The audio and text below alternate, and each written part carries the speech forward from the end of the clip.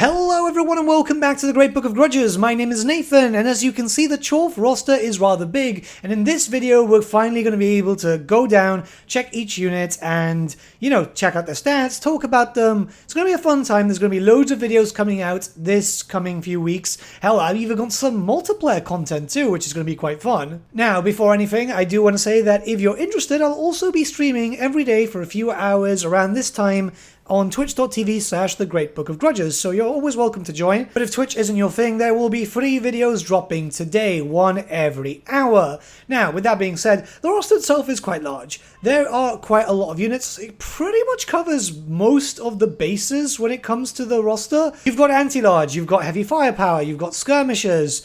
The Chaos Dwarfs are going to be very, very powerful, and what we're going to do is check them out fully. So first we're going to start off with legendary characters, the first being Zatan the Black, a rather cool character, very melee focused as you can tell. There's no magic to him, but he does have some cool abilities after he picks up his special items. You can tell from his stats that he's actually quite competent at what he does, very heavily armored, he's got a shield too, so obviously quite useful in a defensive point. Very good weapon strength, very, very good weapon strength. Overall, yeah, he can do a lot of damage. You can keep him up front and personal and not have to worry about him too much. Though I will admit, out of the 3 legendary lords, yeah, he is likely going to be the weakest because no magic does add into a bit of a clutch. But overall, yeah, I've been enjoying this character, and it's not like he's going to be just slowly moving around on the ground. His speed is relatively fast for the Chaos Dwarfs, by the way, but he does have some mount options too, which is also quite beneficial. Now, we're not going to talk about the mount options a lot, but I just want to show you the characters with their specific mount options, as that means that you can actually see any stat changes. So Zatan specifically gets 2 mount options and all the benefits that come with them. This is the Great Taurus, and secondly, you have access to the Lamassu. Both of them are quite good.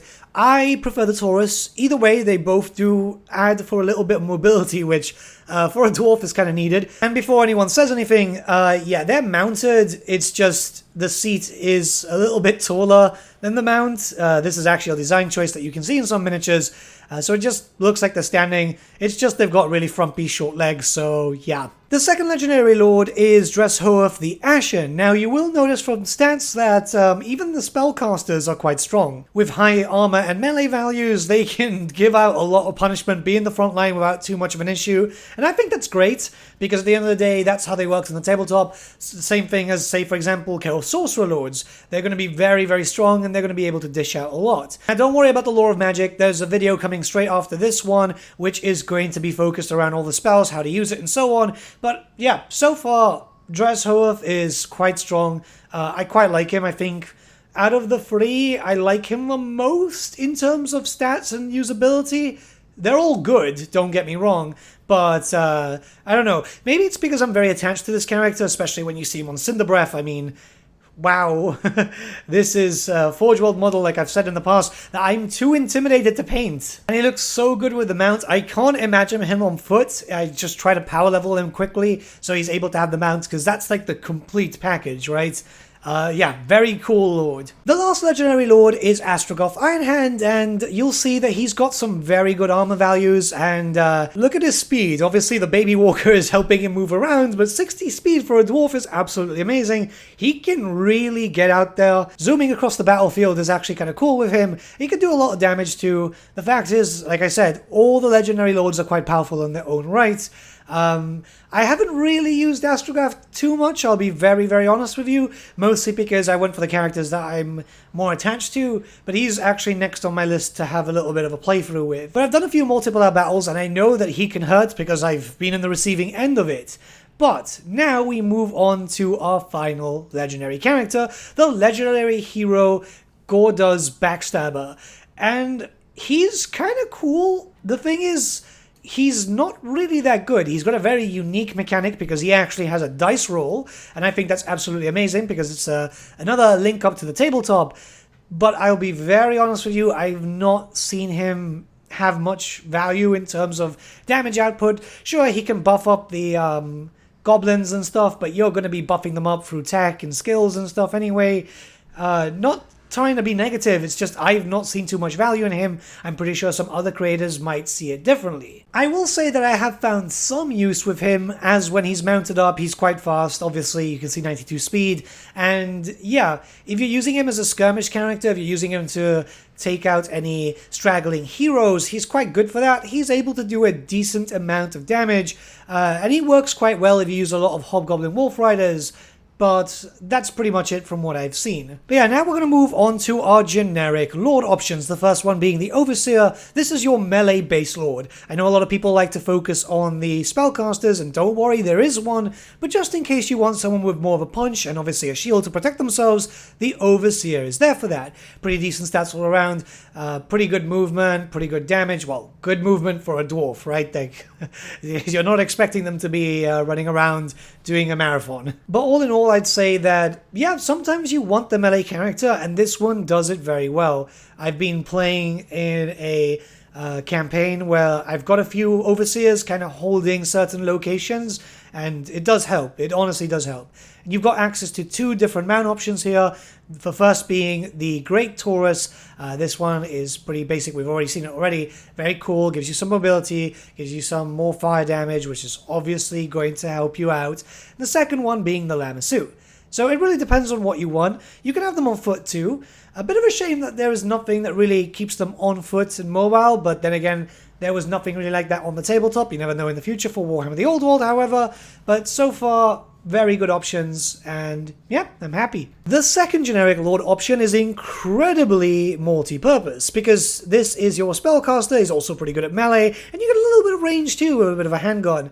110 range, it's nothing too big, but still pretty decent. You can already tell from the stats, like, yeah, these guys are there to do some decent damage. And you can get them in 4 flavors. You can get them with the Law of Death, the Law of Fire, the Law of Metal, or the Law of Hashut. So you've got your faction law and 3 rather powerful ones from the 8 color laws. So yeah, I mean, there's nothing to really complain about this. It's going to be your main Lord option. Like, I'm going to tell you that flat out. It's going to be your main Lord option. It's one that it makes a lot of sense to go to, especially with those stats. Like, they have no problem whatsoever. You're also going to get all 3 different mount options with this character, so you get access to the Great Taurus, the Lamassu, and the Bale Taurus too. Now, you might see that as a point of progression, but really each of the mounts are useful in their own way, so it really depends on what you specifically need. I prefer the Great Taurus and the Bale Taurus myself over the Lamassu, but I know some other content creators that I've been playing around with for multiplayer battles who prefer the Lamassu. It's all subject to what you prefer, and you'll discover that as you start playing the DLC when it releases on April the 13th. Not too long now, guys. But now we're going to move on to the generic heroes, and the first one we have is the Infernal Castellan. I've got to say, very much like these. So not only are they well armored, good stats overall, you've got a ranged weapon which has decent range, good fire. Just in general, the weapon is very, very good, and it also doubles as a great weapon too. So you've got some armor piercing. It's good to taking out big characters if you're fighting against them. Like, yeah, this is a really good hero. I was coming in thinking that I wasn't going to like them too much until I managed to play a decent amount of time with them. And yeah, for those gunline armies, you definitely want one. You definitely want one. I'm actually really, really happy to be proven wrong. The next is the Bull Centaur Torok. So these guys do a lot of damage, and the fact is that they're also anti-large too. They can do quite a bit. They can move around quite steadily. If you're like me and you're going to be running a few Bull Centaur units, yeah, you kind of want this around. Just in general, very surprised too on how the Bull Centaurs ran.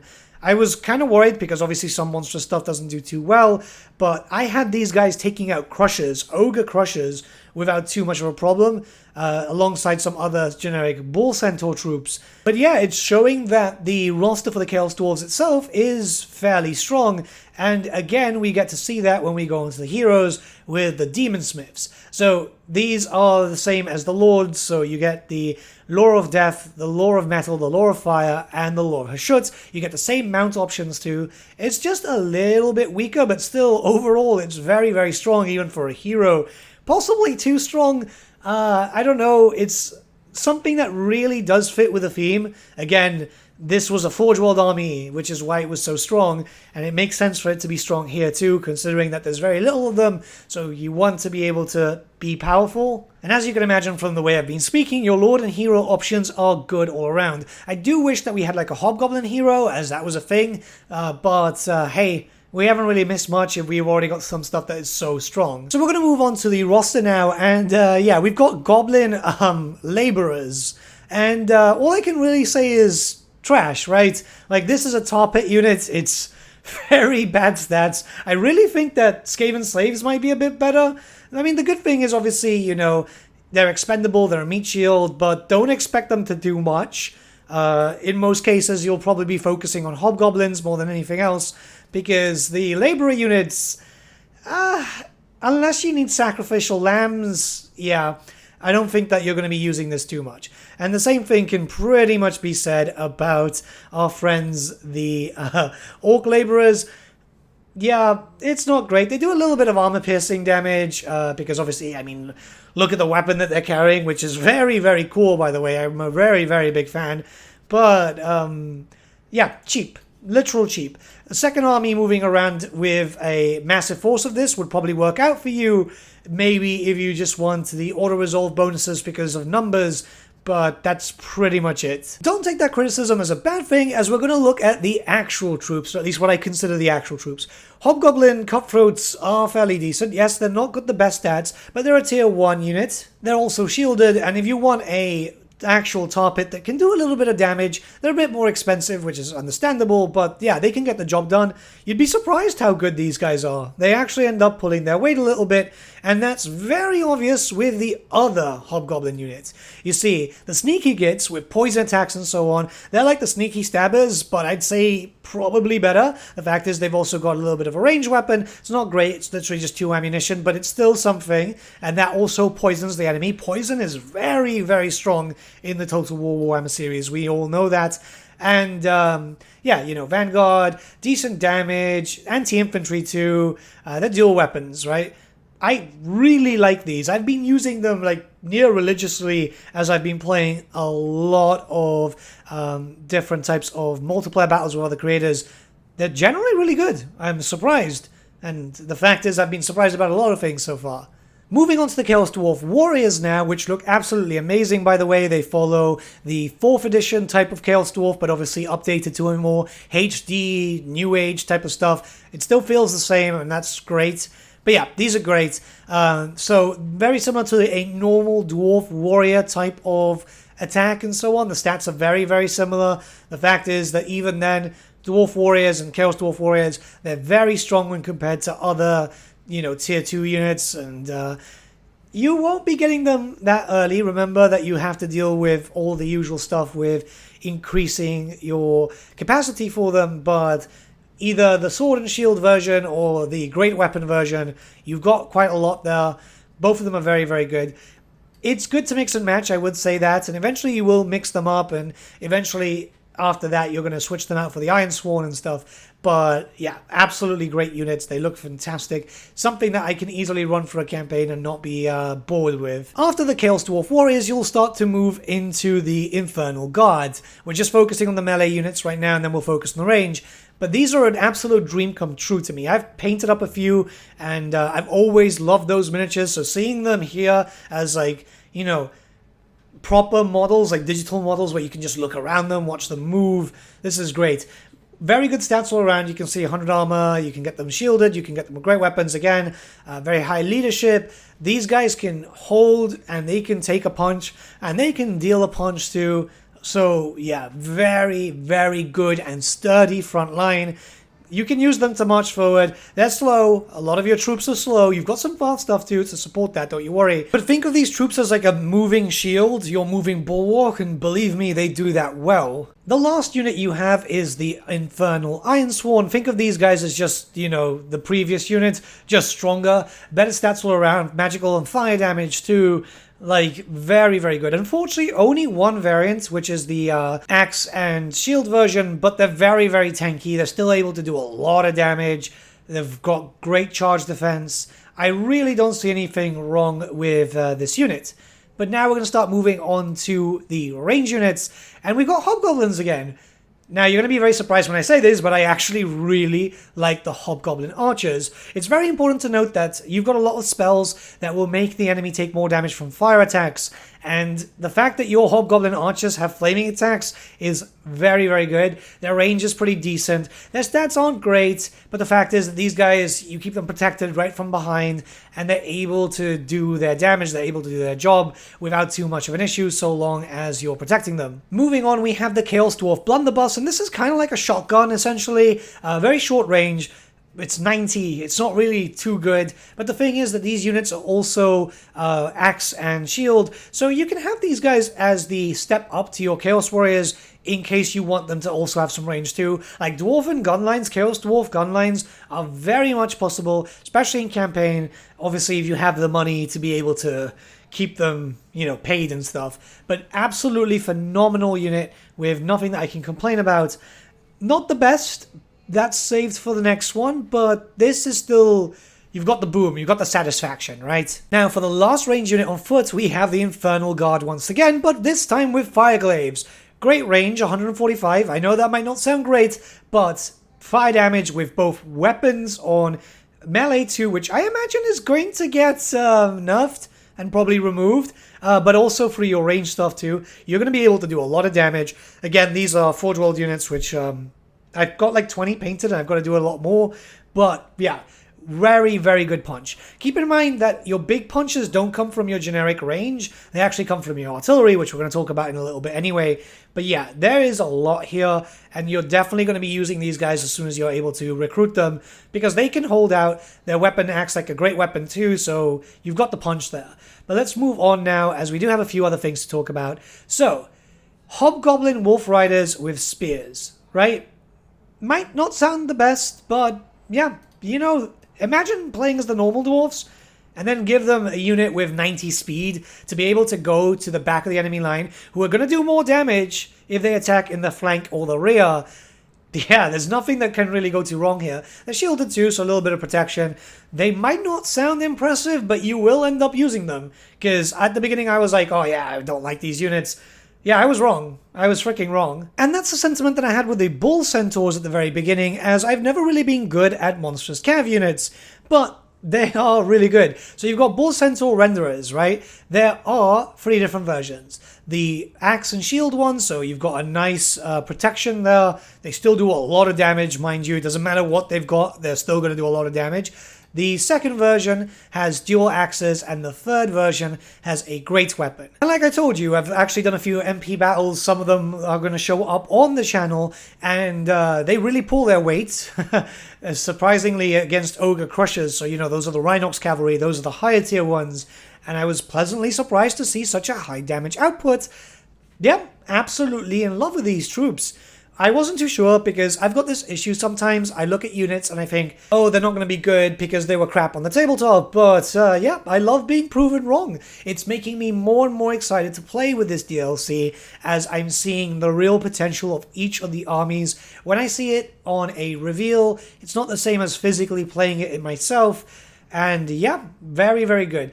Very good movement. 62 isn't too bad. It's kind of slow, but it can catch up without too much of a problem. The charge bonus is fantastic. In general, all of them have very good attack, good armor. They're able to really, really throw a good punch out there. And yeah, you're going to like to use these guys, believe me. It's very satisfying to see the charges. And the good sentiments keep on going, because Hobgoblin Wolf Raiders with bows are actually very good. So Skirmish Cavalry, once again, but with flaming attacks, flaming arrows, which again, you know that there are certain spells that will give weakness to fire to certain enemies, which means that if you can plan ahead, even if they're quite far off, they can go back and do some damage to any units that you might want to target, because, you know, 92 speed is horrendously fast. So yeah, you get quite a lot there. This is me being complimentary of Wolf Riders, by the way, right? Like, I wouldn't even be so nice to the ones in the normal greenskin roster, but these have proven their usefulness time and time again for a lot of battles I've been doing. So I'm quite happy that we've got such a varied roster. Again, very similar to the tabletop, but the Chorfs are going to do a lot of damage, and that's a really, really fun thing. So now we're going to start moving on to the flying units, well, the monsters in general. First is the Great Taurus, which is a flying monstrous unit. It's got access to Terra, it's got flaming attacks.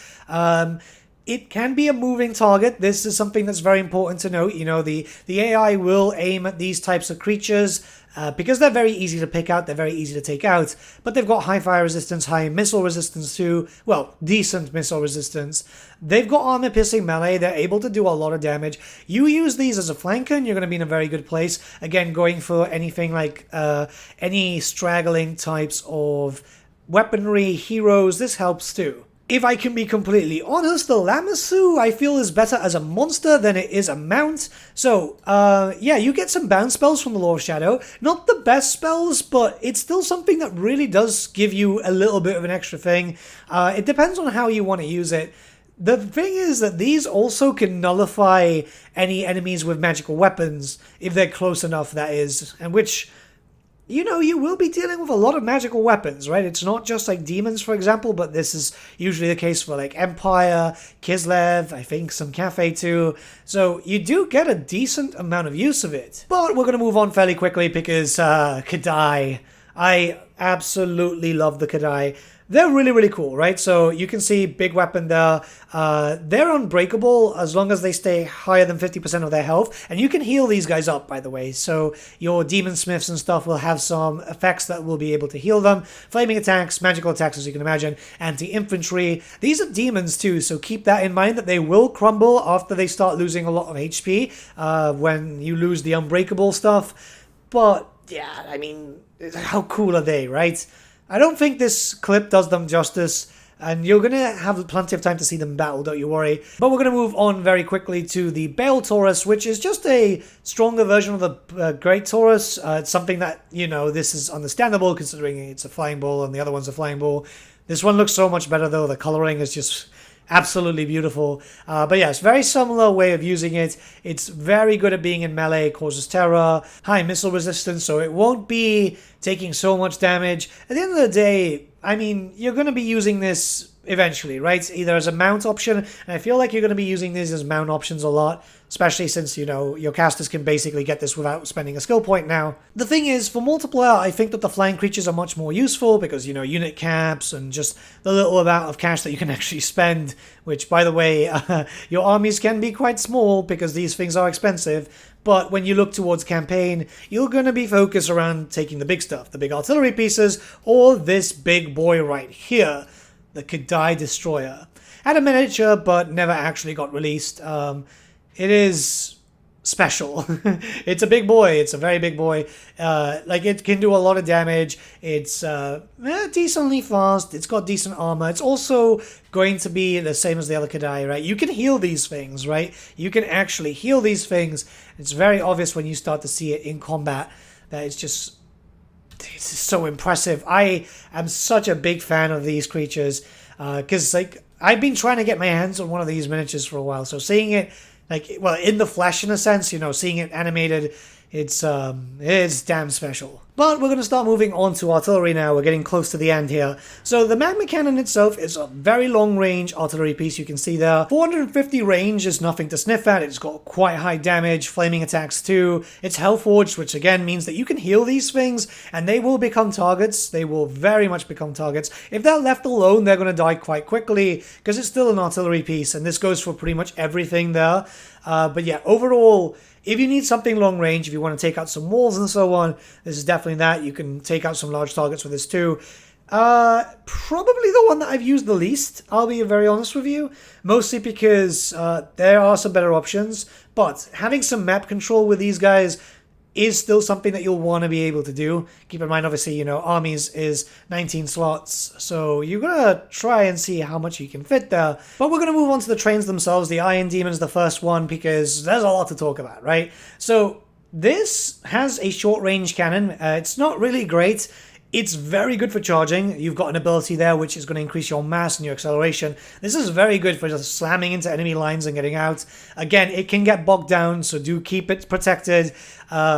It's pretty good. The fact is also that you can upgrade this. You can actually have an attachment and get the Dreadquake behind it, which it very much depends on your playstyle. You might want to have this. Sometimes you could just have the Dreadquake by itself, but if you wanted to move around fairly quick and just have the theme of it, if you remember that the tabletop rules were also like this, it is just pretty fun, and fun factor is the best thing here. It's the same thing with the Skullcracker, right? Skullcracker's very good. It's probably better at melee. No, it is better at melee than the actual just Iron Demon War Engine by itself with just the cannons.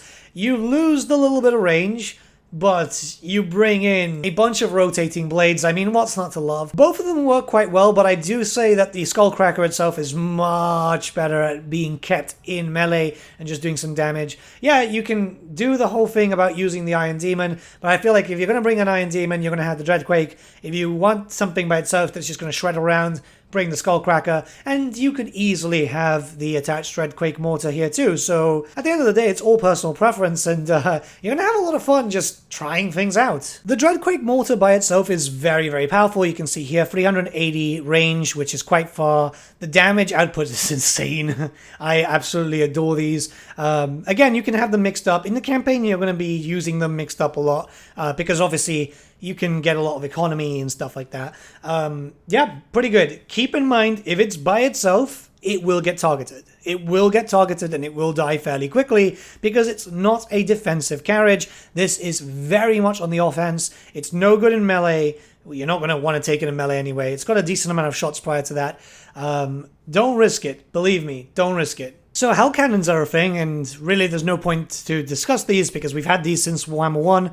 It makes sense that they're part of the Chorf roster, considering the fact that obviously these are made by Chaos Dwarfs. So yeah, let's just move on. Sorry if I sounded a little bit bored with the Hell Cannon, but we've seen it for like 6 years now, so yeah. The last unit itself is the Death Shrieker rocket launcher, which is multi-purpose. You get two different types of ammunition. So one is actually pretty cool. It does the whole like fire in the sky and then shatters and stuff, and the other one is just a proper rocket launcher stuff. I love them. I absolutely love them. I've got to really paint mine one day. I keep saying one day, but then it just never happens with the Chorfs because resin. But yeah, there's nothing I can really complain about these things. They're great and pretty good range too. 420 is nothing really to sniff at. So yeah, you've got a lot there. There is one more thing, which is the supply train. You can use this in multiplayer, but it costs like 7,000, by the way. It's because it's actually for a campaign quest, which we'll talk about in the future. The good thing is it shows that we've got like able or ability to put the flame cannon on a, a trolley. I can't believe I forgot what that word was. So maybe in the future we will see more stuff, because if you didn't know, back in the days of the tabletop, you could attach pretty much every machinery piece to the like the Iron Demon War Engine or the Skullcracker. I understand why it's not done, because it doesn't really bring too much, but it would be great maybe in the future. You never know.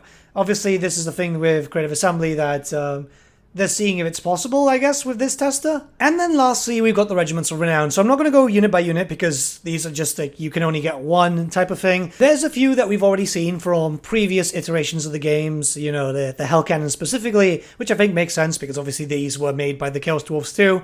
Yeah, all in all, they're pretty good. I use them as a, oh no, I'm being attacked and I don't have a defendable settlement, so I might as well recruit a small army instantly.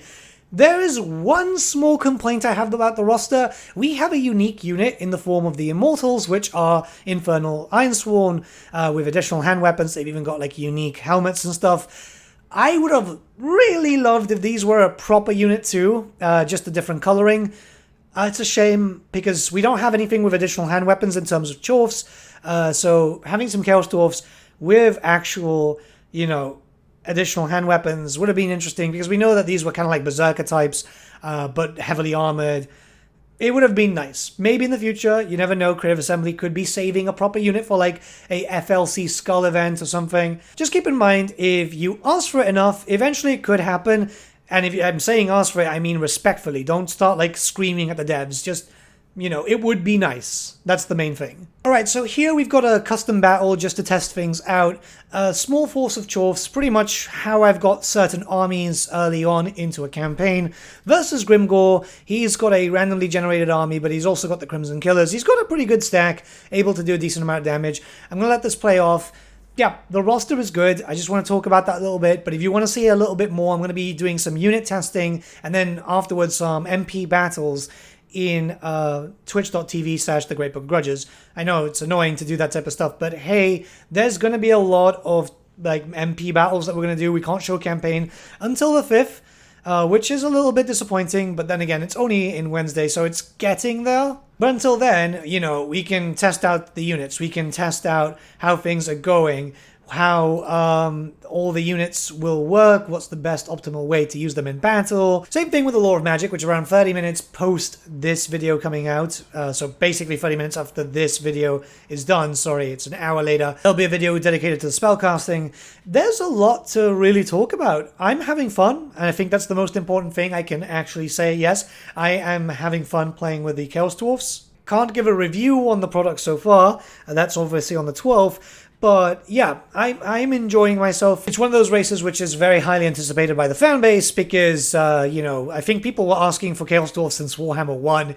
So yeah, I'm going to let it play out. I'm a bit tired now, as you can tell. I actually need to go to bed. But there's a lot of videos to come, and I hope that you stick around, and I hope that you enjoy them. I'll see you all again very, very soon. Have a great day. I'll let the rest of the battle play out with some battle music and so on, in case you're curious to see how things go. You can tell that at the point here, I'm a little bit tired when recording this. But have a nice day, guys, and again, join me on Twitch. Let's have some fun, let's talk some lore, let's talk about some battles. Regardless, I'll see you all again very, very soon.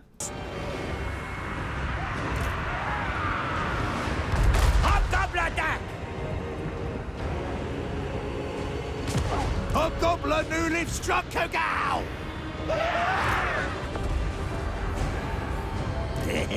Terrier to slaughtering! The biscuits!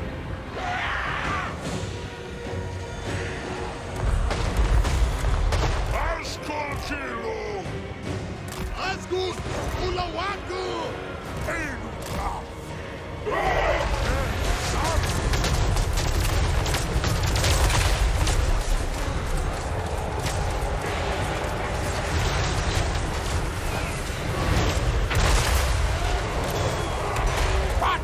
Answer!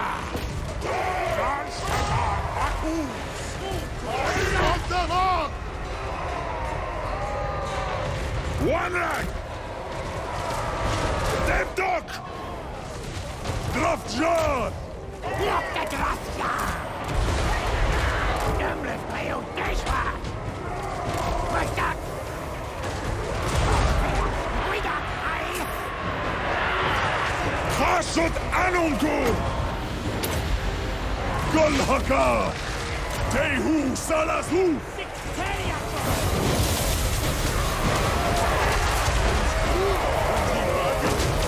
Hey!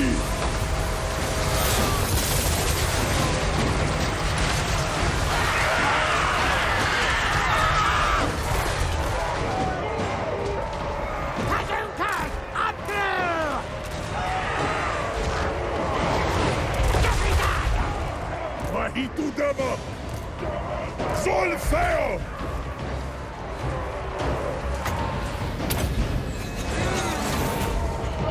Sneaking Admiral! Front Unbogza! Ikovan! Asgola Podrakja! What's up? Das Stahl ist der Ulskul! Khasut Anunku! Utstaka la brikna tu! Ula brik ushku! Fessa el gravus! Gott as a boot! Gott! Golhaka! Kenudra! Utitu al-Raktak! Zanut Az! Count on those dead! SRINIVASAN crew! Zanura Abdu! Shalaja Abdu! Hobgoblins! Officer!